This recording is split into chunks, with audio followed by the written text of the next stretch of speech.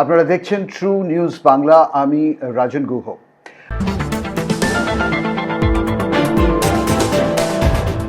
বারুইপুর ধর্ষণ কাণ্ডের অভিযুক্ত প্রভাস মণ্ডল আজকে এনকাউন্টার হলো। সেই প্রভাস মণ্ডলই রিল বানিয়ে মৃতার দেহ উদ্ধার করতে সাহায্য করেছিলেন এক যুবককে।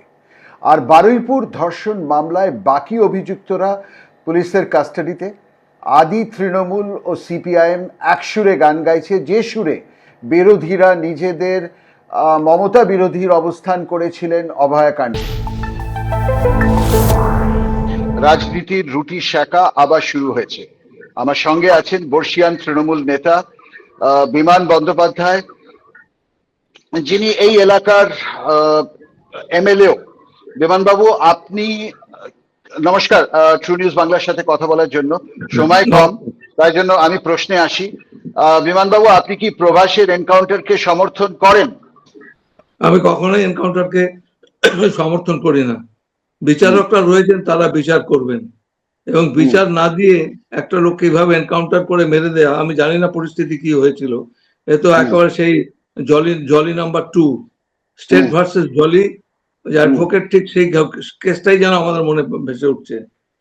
যখন আদালত রয়েছে, আইন রয়েছে, তা আদালতের কাজ আদালত করবেন। আদালতের কাজ যদি, আমি জানি না কি পরিপ্রেক্ষিতে এনকাউন্টারটা করলো, যদি জাস্টিফাইড হয় সেটা পরে দেখা যাবে।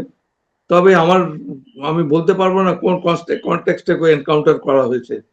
আমার কাছে খুব বিস্ময় লাগছে। কিন্তু গতকালও আমরা বারুইপুরে ছিলাম, গতকালও আমরা অনেকক্ষণ, আমাদের একটা এসপি একটা মিটিং ডেকেছিলেন, সেখানে আমরা ছিলাম। কিন্তু সেখানে থেকেও আমরা এই ধরনের কোনো ইঙ্গিত পাইনি যে কোনো রকম গন্ডগোল হতে পারে ওখানে ফার্দার। মোটামুটি এলাকার লোকজন যারা রয়েছে তারা অত্যন্ত ক্ষুব্ধ এই ঘটনাটা হওয়ার জন্য। খুবই স্বাভাবিক যা ঘটনা। বিমানবাবু দেখুন, লোকে বলছে আপাতত যে টিএমসি অভয়ের কেস ধামাচাপা দিতে চেয়েছিল। শুভেন্দু সরকার অন্তত স্বচ্ছতার সাথে হ্যান্ডেল করছে, এনকাউন্টার হোক কিংবা জেলে পোড়া হোক, কোথাও কোনো গোপনীয়তা নেই।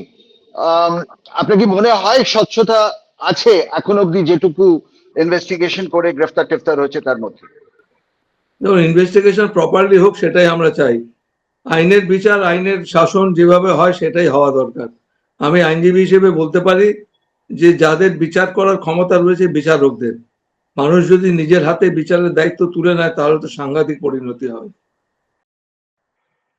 বিমানবাবু, কিন্তু আমরা কেন মনে করছি যে এই এনকাউন্টার পুলিশ জেনে শুনে করেছে? এটা মনে করার কারণ কি?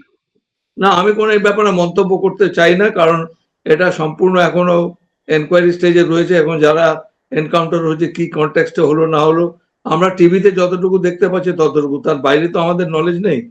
তবে আমার মনে হয় যে আইনের শাসন প্রতিষ্ঠা করতে গেলে পরে encounter is not the solution. That is what I want to সে।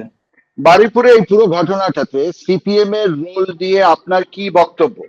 কারণ সিপিএম এর কিছু নেতাকে সরকার সম্ভবত অ্যারেস্ট করবে অথবা ডিটেইন করবে, যে নেতাদের উস্কানিতে কিছু মুসলিম লোক মিলে অনেক সরকারি রেলওয়ের জিনিসপত্র নষ্ট করেছে। এটা তদন্তের ব্যাপার, এই ব্যাপারে আমি কিছু বলবো না, আমার বলা সাজেও না। কে কোথায় কিভাবে ইনভলভ আছে না আছে, কে উস্কানি দিয়েছে, আমরা তো ঘটনাস্থলে ছিলাম না। এখন কে কিভাবে বলছেন, এই ব্যাপারটা পরিবেশন করছেন, সেটা আমাদের পক্ষে জানানো সম্ভব না।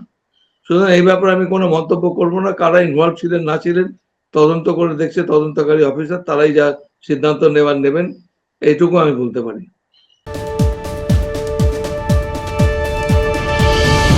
পুরো কেসটিতে কোনো সাম্প্রদায়িক অ্যাঙ্গেল আপনি দেখতে পাচ্ছেন? আপাতত তো সেরকম তো কোনো কিছু ছিল না, আমি জানি না সাম্প্রদায়িক অ্যাঙ্গেল। আমি তো ছিলাম ওখানে সারাদিন, পরশুদিন আমি সারাদিনই ওখানে প্রায় ছিলাম, সেরকম কিছু আমার তো নজরে আসেনি। তবে খুব সেন্সিটিভ ইস্যুটা, খুব সেন্সিটিভ।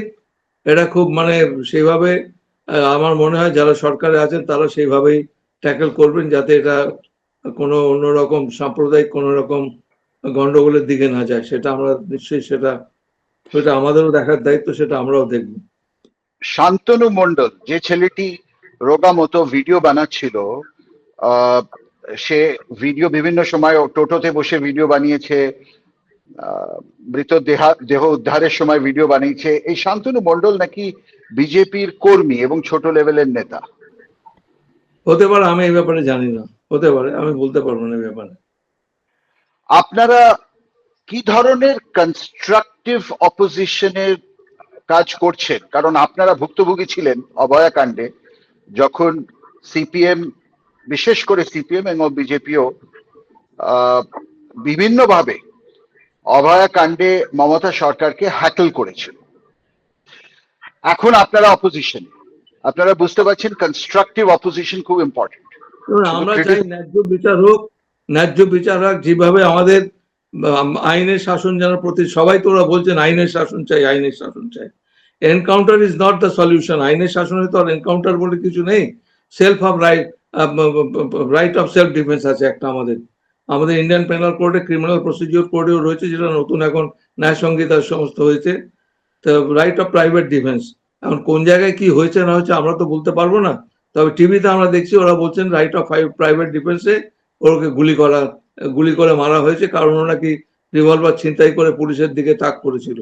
এটা আমরা ঘটনাস্থলে ছিলাম না, আমরা ঘটনা দেখিনি। আপনি কি বিশ্বাস করেন এই থিওরিটা? দেখুন, আমি এই ব্যাপারে কিছু বলবো না। এটা আপনি বিশ্বাস করেন? If I put this question to you, do you believe what they are propagating it is true? Do you believe this? আমি বলতে পারবো না এই ব্যাপারে। I have no knowledge, therefore I don't want to pass any comment on it. এক্ষেত্রে শুভেন্দু সরকারকে আপনি কি পরামর্শ দেবেন? কারণ এইরকম একটা ঘটনা আপনারাও ফেস করেছিলেন। আমাদের পরামর্শ দেওয়ার কিছু নেই, যারা সরকারে রয়েছে তাদের নীতি নির্ধারণ করার লোকজন রয়েছে, উনি ওনার মতো কাজ করবেন। এবং আমি নিশ্চয়ই আমরা চাইবো যে আমাদের রাজ্যে শান্তি থাক, অশান্তি না হোক, এটাই আমরা চাইবো।